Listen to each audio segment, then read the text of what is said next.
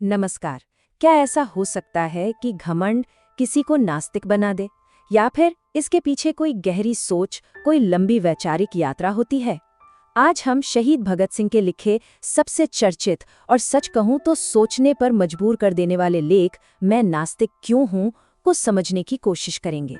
ये सिर्फ एक लेख नहीं है, ये एक क्रांतिकारी के विचारों का वो सफर है जो आस्था से शुरू होता है और तर्क पर आकर खत्म होता है। तो चलिए इस वैचारिक सफर में उनके साथ चलते हैं। तो भगत सिंह ना अपने लेख की शुरुआत ही इसी सीधे सवाल से करते हैं। असल में उनके कुछ दोस्तों ने उन पर यह इल्जाम लगाया था कि उनकी नास्तिकता दरअसल उनके घमंड और अहंकार का नतीजा है। और बस यही वो एक सवाल है जिसका जवाब भगत सिंह इस पूरे लेख में अपने तर्कों से और अपनी जिंदगी के अनुभवों से देने की कोशिश करते हैं।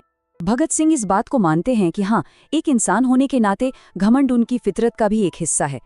वो ये भी मानते हैं कि उनके साथी कभी कभी उन्हें तानाशाह तक कह देते थे। लेकिन फिर वो सवाल करते हैं, क्या यही अहंकार भगवान में विश्वास न करने की असली वजह हो सकता है, या फिर इस फैसले के पीछे कोई बहुत गहरी सोच और तर्क मौजूद है? तो अपने ऊपर लगे इस घमंड के आरोप को गलत साबित करने के लिए भगत सिंह हमें अपनी जिंदगी के सफर पर ले जाते हैं। ये सफर दिखाता है कि उनकी नास्तिकता किसी अचानक आए घमंड का नतीजा नहीं थी, बल्कि ये तो सालों की पढ़ाई और सोच विचार का एक नतीजा था। यहाँ उनकी पूरी वैचारिक यात्रा एकदम साफ दिखती है। बचपन में वो एक पक्के आस्तिक थे जो घंटों बैठकर गायत्री मंत्र का जाप करते थे। फिर कॉलेज में आकर उन्होंने धर्म और भगवान पर सवाल तो करने शुरू किए, पर विश्वास तब भी बना हुआ था। असली बदलाव तब आया जब उन्होंने क्रांतिकारी पार्टी ज्वाइन की और दुनिया के बड़े विचारकों को पढ़ा। बाकुनिन, मार्क्स और लेनिन, इन सब ने उन्हें सिखाया कि दुनिया को समझने के लिए तर्क और विज्ञान का सहारा लेना चाहिए, ना कि किसी अंधी आस्था का। और 1926 के आखिर तक वो एक घोषित नास्तिक बन चुके थे, और ये सब उनकी शोहरत से बहुत पहले हुआ था। ये जानना बड़ा दिलचस्प है कि उस जमाने में क्रांतिकारी पार्टी के ज्यादातर नेता और सदस्य भगवान में गहरी आस्था रखते थे। सचिंद्रनाथ सान्याल से लेकर काकोरी कांड के शहीद जैसे रामप्रसाद बिस्मिल, ये सभी आस्तिक थे। भगत सिंह खुद बताते हैं कि उस दौर में पार्टी के अंदर नास्तिकता का तो कोई विचार तक नहीं था। तो सवाल ये उठता है कि अगर माहौल पूरी तरह से आस्तिकता का था, तो फिर भगत सिंह के विचारों में इतना बड़ा, इतना क्रांतिकारी बदलाव आया कैसे? ये था वो टर्निंग पॉइंट। जब पार्टी पर संकट आया और सारे बड़े नेता गिरफ्तार हो गए, तो भगत सिंह ने जिम्मेदारी संभाली। उन्होंने महसूस किया कि सिर्फ जोशीले नारों से काम नहीं चलने वाला। अपने विचारों को मजबूती देने के लिए, उन्हें डिफेंड करने के लिए पढ़ना बहुत जरूरी है। और बस यहीं से उनके जीवन में रहस्यवाद की जगह यथार्थवाद ने ले ली, और अंधी आस्था की जगह तर्क ने। अब बात करते हैं उस पल की जब उनके इस नए नास्तिक विश्वास की सबसे बड़ी परीक्षा हुई। और ये परीक्षा उनके सिद्धांतों की, आप कह सकते हैं, असली कसौटी थी। ये बात है मई 1927 की, जब उन्हें अचानक गिरफ्तार कर लिया गया। पुलिस ने उन्हें तोड़ने की हर मुमकिन कोशिश की। उन्हें फांसी का डर दिखाया गया। कुछ पुलिस अफसरों ने तो यहाँ तक कह दिया कि अगर वो सुबह शाम भगवान की प्रार्थना करने लगें तो शायद उनकी जान बच सकती है। और भगत सिंह के लिए यही असली परीक्षा का पल था। उस मुश्किल घड़ी में जब मौत सर पर खड़ी थी, भगत सिंह अपने नास्तिक विचारों पर टिके रहे। उन्होंने प्रार्थना करने से साफ इनकार कर दिया। वो कहते हैं, मैं ये देखना चाहता था कि क्या मैं सिर्फ अच्छे दिनों का नास्तिक हूँ या मुश्किल में भी अपने तर्क पर कायम रह सकता हूँ। और वो इस परीक्षा में पूरी तरह सफल रहे। यहाँ ना दो रास्तों का फर्क बहुत साफ है। भगत सिंह मानते थे कि विश्वास यानी फेथ वो इंसान को मुश्किल समय में सहारा देता है, एक तसल्ली देता है, और ये एक आसान रास्ता है। लेकिन बिना भगवान के इंसान को सिर्फ और सिर्फ खुद पर निर्भर रहना पड़ता है।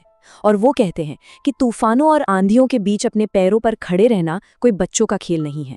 उन्होंने जानबूझकर ये मुश्किल रास्ता चुना था।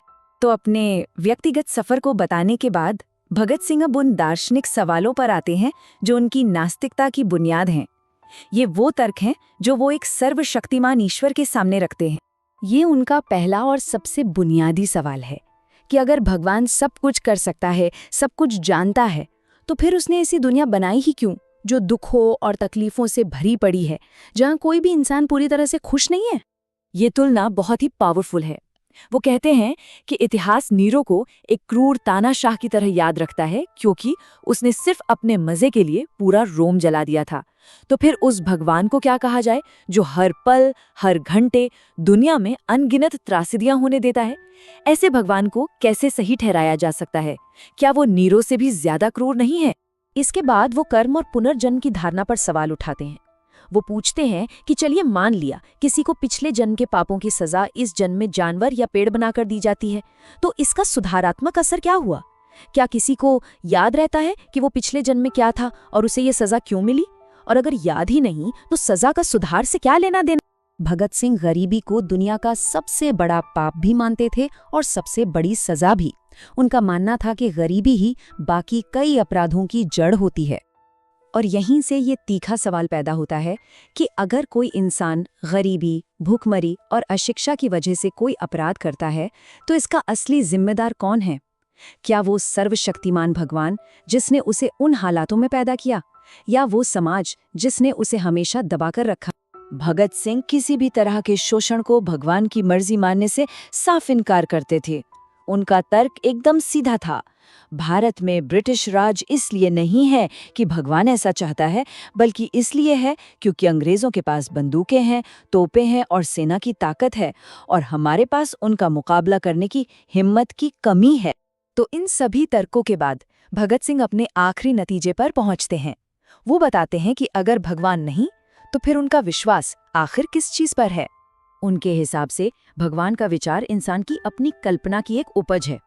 जब इंसान ने अपनी सीमाओं को, अपनी कमजोरियों को पहचाना, तो उसने सहारे के लिए, मुश्किलों में हिम्मत बनाए रखने के लिए एक सर्वशक्तिमान शक्ति की कल्पना कर ली और उसे भगवान का नाम दे दिया।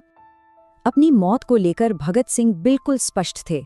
उन्हें किसी स्वर्ग या अगले जन्म का कोई वहम नहीं था। वो जानते थे कि फांसी का फंदा ही अंत होगा। उनकी आत्मा, उनकी चेतना, सब कुछ उसी पल खत्म हो जाएगी, और इस सच को स्वीकार करने के लिए वाकई में बहुत हिम्मत चाहिए। यहाँ वो अपने बलिदान को दूसरों की आस्था से बिल्कुल अलग करके देखते हैं।